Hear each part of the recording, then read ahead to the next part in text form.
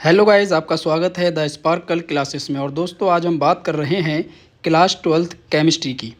और केमिस्ट्री का भी चौथा चैप्टर है जिसका नाम है डी एवं एफ ब्लॉक के तत्व। यहाँ से हमने 20 महत्वपूर्ण इम्पोर्टेंट ऑब्जेक्टिव क्वेश्चनों को उठाया है जो कि आपके यूपी बोर्ड 2027 में आने के पूरे चांसेस रहते हैं। अगर जब भी डी ब्लॉक से कोई भी ऑब्जेक्टिव आएगा तो दोस्तों इन्हीं क्वेश्चनों से वो ऑब्जेक्टिव उठाया जाएगा। चलिए आइए स्टार्ट करते हैं। पहला क्वेश्चन है हमारा, डी ब्लॉक तत्वों को क्या कहा जाता है। तो ऑप्शन हमारे दे रखे हैं 4 ऑप्शन: प्रतिनिधि तत्व, संक्रमण तत्व, निष्क्रिय गैसें, अधातु। तो दोस्तों आप सभी लोग जानते होंगे, जो लोग पढ़ रखा है, जिन लोगों ने पढ़ रखा है वो सभी लोग इस चीज़ को जानते होंगे कि डी ब्लॉक के जो तत्व होते हैं इन्हीं को ही संक्रमण तत्व कहा जाता है। तो हमारा ऑप्शन बी यहाँ पर करेक्ट हो जाएगा। दूसरा क्वेश्चन है, प्रथम संक्रमण श्रेणी किस अवधि में स्थित है। तो ऑप्शन है ए, दूसरी, तीसरी, चौथी, पांचवी। तो जो प्रथम संक्रमण श्रेणी है ये हमारी चौथी श्रेणी में आ जाएगा। तो यहाँ पर जो हमारा ऑप्शन होगा वो सी हो जाएगा, यानी कि चौथी श्रेणी। क्वेश्चन नंबर 3 है, जेडएन को संक्रमण तत्व नहीं माना जाता है, क्यों। ऑप्शन दे रखे हैं, इसका घनत्व कम है, डी कक्षक पूर्ण भरे होते हैं, ये अधातु है या गैस है। तो उम्मीद है आप सभी लोग इसका आंसर बता सकते हैं। तो आप इसका आंसर कमेंट बॉक्स में बताएंगे। मैं इसका आंसर नहीं बता रहा हूं कि जेडएन को संक्रमण तत्व नहीं माना जाता है, क्यों। तो आप लोग इसका आंसर कमेंट बॉक्स में करके बताएं। नेक्स्ट क्वेश्चन की ओर बढ़ते हैं। एफ ब्लॉक तत्वों को क्या कहा जाता है। संक्रमण तत्व कहा जाता है, आंतरिक संक्रमण तत्व कहा जाता है, क्षारीय धातु कहा जाता है या हैलोजन। हमको मालूम है डी ब्लॉक जो एलिमेंट थे, डी ब्लॉक जो तत्व थे उन्हीं को संक्रमण तत्व कहा जाता है। तो ये ऑप्शन तो हमारा नहीं होगा, और क्षारीय धातु भी ये नहीं होगा, और हैलोजन भी नहीं होगा। तो एफ ब्लॉक जो तत्व होते हैं इन्हीं को आंतरिक संक्रमण तत्व कहा जाता है। तो ऑप्शन हमारा बी करेक्ट हो जाएगा। नेक्स्ट क्वेश्चन की ओर बढ़ते हैं। लैंथेनाइड श्रेणी में कितने तत्व होते हैं। सभी लोग जानते होंगे ये ऑप्शन, इसका ऑप्शन हमारा सी हो जाएगा, 14 तत्व होते हैं। नेक्स्ट है, एक्टेनाइड श्रेणी का पहला तत्व कौन है। दोस्तों एक्टेनाइड श्रेणी का पहला तत्व कौन है। तो पहले तो हमको ये पता होना चाहिए एक्टेनाइड श्रेणी में कितने तत्व होते हैं। 14 तत्व होते हैं, और इन 14 तत्वों में जो सबसे पहला तत्व होता है वो एक्टेनियम होता है, और जिसका ऑप्शन हमारा दे रखा है सी वाला। तो ऑप्शन हमारा करेक्ट कौन सा होगा, सी ऑप्शन करेक्ट हो जाएगा। नेक्स्ट क्वेश्चन है, संक्रमण तत्वों में रंगीन यौगिक बनने का मुख्य कारण क्या है। तो पहला ऑप्शन है बड़ा आकार, आपूर्ण डी कक्षक, कम घनत्व, उच्च गलनांक।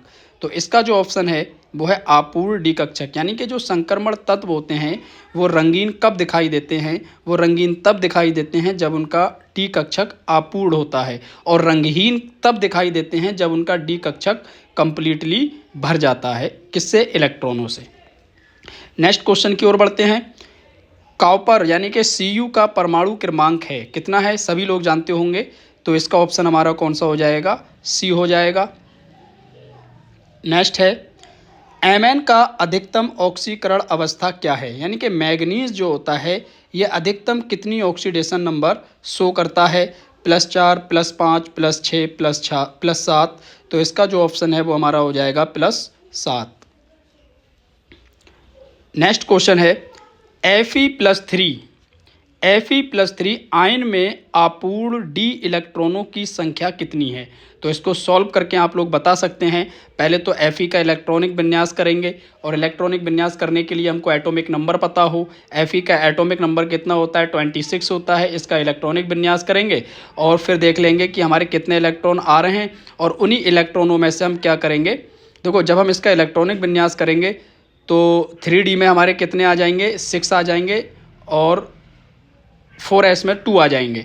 तो पहले तो s में से 2 इलेक्ट्रॉनों को कम करेंगे, और 1 इलेक्ट्रॉन कहाँ से कम करेंगे, d में से इलेक्ट्रॉन कम करेंगे, क्योंकि 26 है तो d में 6 आएंगे, 6 में से 1 चला जाएगा, बचेंगे 5। तो ऑप्शन हमारा क्या हो जाएगा, सी ऑप्शन यहाँ पर करेक्ट हो जाएगा।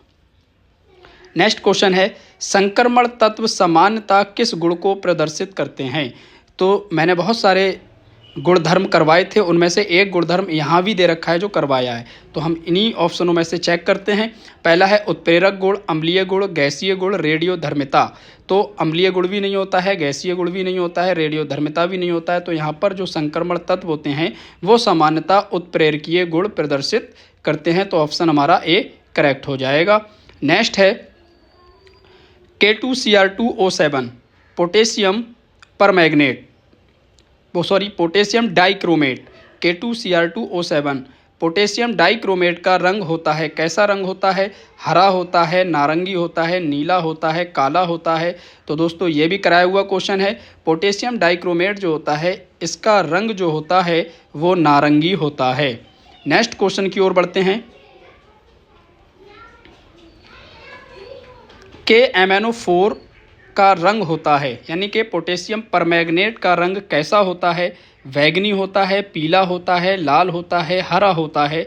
तो दोस्तों इम्पोर्टेंट क्वेश्चन है, पोटेशियम परमैंगनेट यानी कि KMnO4 का जो रंग होता है वो होता है बैंगनी। तो ऑप्शन हमारा ए यहाँ पर करेक्ट होने वाला है। नेक्स्ट क्वेश्चन है लैंथेनाइड संकुचन का कारण है। तो लैंथेनाइड संकुचन का कारण क्या होता है? पी कक्षक भरना, डी कक्षक भरना, एफ कक्षक भरना, एस कक्षक भरना।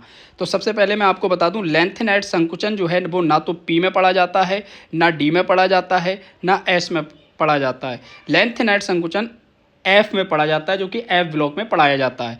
तो यहाँ पर जो ऑप्शन हो जाएगा वो हमारा सी वाला हो जाएगा, एफ कक्षक का भरना। नेक्स्ट क्वेश्चन है सबसे अधिक ऑक्सीकरण अवस्था प्रदर्शित करने वाला संक्रमण तत्व। Fe है, Cr है, Mn है, Cu है। तो याद रखना सबसे अधिक ऑक्सीकरण अवस्था जो प्रदर्शित करता है वो Mn होता है। और कितनी, कहाँ से कहाँ तक ऑक्सीकरण अवस्था को प्रदर्शित करता है? +2 से लेके +7 तक। तो यहाँ पर हमारा जो ऑप्शन हो जाएगा वो सी हो जाएगा, Mn की ही ऑक्सीकरण अवस्था +2 से +7 होती है और सबसे ज़्यादा ऑक्सीकरण अवस्था Mn ही शो करता है। नेक्स्ट क्वेश्चन की तरफ बढ़ते हैं। कौन सा तत्व +2 तथा +3 दोनों ऑक्सीकरण अवस्थाएं प्रदर्शित करता है? तो एक तो हमारा तत्व है Fe, Na, Mg, Ai। तो देखो Na, Mg, Ai इनसे तो हम बात नहीं कर रहे हैं क्योंकि ये तीनों तत्व S ब्लॉक के हो जाएंगे। और D ब्लॉक का कौन सा होता है? Fe होता है। Fe ही ऑक्सीकरण अवस्था परिवर्तित ऑक्सीकरण अवस्था को प्रदर्शित करता है। तो यहाँ पर जो हमारा ऑप्शन हो जाएगा वो ए हो जाएगा। नेक्स्ट है संक्रमण तत्वों का गलनांक सामान्यता होता है। संक्रमण तत्वों का गलनांक जो है वो सामान्यता होता है कम, मध्य, अधिक या शून्य। तो इसका जो ऑप्शन है हमारा वो सी हो जाएगा। संक्रमण तत्वों का जो गलनांक होता है वो अधिक होता है। नेक्स्ट क्वेश्चन है एक्टिनाइड तत्वों की प्रमुख विशेषता क्या है? एक्टिनाइड, एक मैंने एफ ब्लॉक तत्व में 2 श्रेणियां पढ़ाई थी, एक पढ़ाया था लैंथेनाइड श्रेणी और एक पढ़ाया था एक्टिनाइड श्रेणी। तो मैंने आपको बताया था यहाँ पर कि जो एक्टिनाइड श्रेणी होती है उसमें 14 तत्व होते हैं और 14 के 14 तत्व रेडियो एक्टिव तत्व होते हैं। तो यहाँ पर जो हमारा ऑप्शन हो जाएगा कि एक्टिनाइड तत्वों की प्रमुख विशेषता क्या है? रंगहीन होना, रेडियोधर्मी होना, गैसीय होना, निष्क्रिय होना। तो ऑप्शन हमारा करेक्ट होगा रेडियोधर्मी होना, क्योंकि 14 के 14 तत्व रेडियो एक्टिव गुण प्रदर्शित करते हैं। नेक्स्ट क्वेश्चन है डी ब्लॉक तत्व आवर्त सारणी के किस भाग में स्थित है? बाएं भाग में, मध्य भाग में, दाएं भाग में, सबसे ऊपर। तो यहाँ पर जो हमारा ऑप्शन है वो हो जाएगा बी, क्योंकि डी ब्लॉक जो तत्व होता है वो एस ब्लॉक और पी ब्लॉक दोनों के बीच में पाया जाता है, इसलिए हम इसको मध्य भाग बोल देते हैं।